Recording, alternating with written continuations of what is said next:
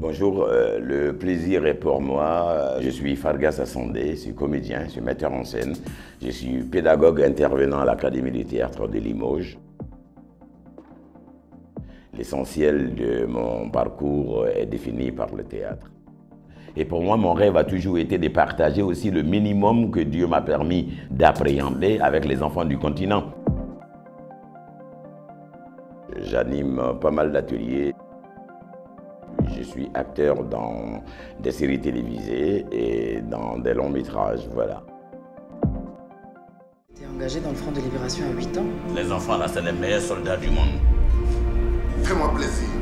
Joue au con, qu'on puisse te descendre. Mesdames et messieurs, la cour. J'appelle l'accusé.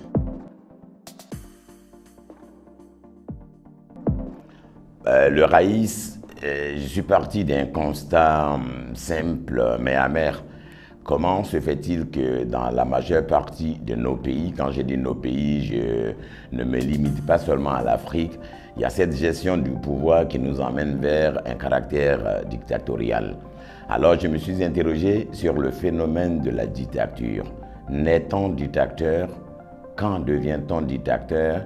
Donc, ce sont ces recherches qui m'ont amené donc à travailler sur une adaptation libre du texte de Yasmina Hadra, La dernière nuit du Reich, qui nous conduit donc dans les méandres de ces derniers instants qui précèdent la chute puis l'élimination du guide de la révolution libyenne.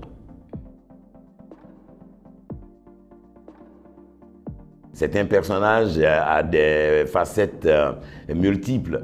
Et lui, il était intéressant pour moi parce qu'en Afrique, on a un gros problème. Quand je dis l'Afrique, ça s'entend les 54 États. On n'écrit jamais notre histoire et les autres affirment toujours nos leaders des qualificatifs bien choisis. Mais Kadhafi a tué. Probablement, je n'étais pas là-bas, donc je ne certifie de rien. Mais il me semble aussi qu'il a dû faire des choses intéressantes pour ce peuple-là.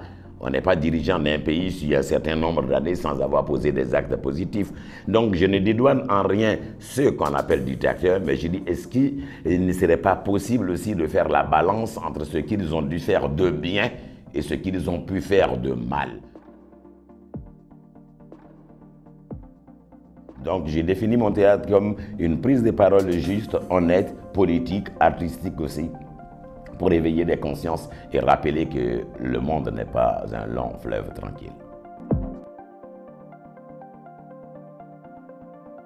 L'univers des mots, pour moi, est une plateforme importante pour l'éclosion des jeunes talents, pour l'affirmation des talents, mais aussi la capacité d'explorer notre environnement culturel pour nous demander où nous en sommes, où devons-nous aller, et la possibilité que j'ai eue de rencontrer Biliaba, Kimba et autres dans d'autres festivals, ça veut dire que c'est des jeunes gens qui ne sont pas enfermés dans leur réalité guinéenne et qui sortent pour essayer de s'évaluer par rapport à ce qui se fait ailleurs. Donc ils apportent de la modernité, ils apportent de l'innovation, et ma présence ici se justifie en ces termes, étant entendu que c'est par la qualité de leur travail que je me suis dit, mais pourquoi tu n'ajouterais peut-être pas une demi-brique à ce qu'ils sont en train de construire?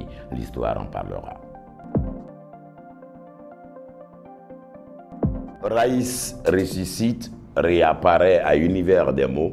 J'invite donc la population de Conakry et des villes environnantes à venir participer à ce moment important d'échange, de partage dans le cadre du festival Univers des mots du 31 octobre au 4 novembre.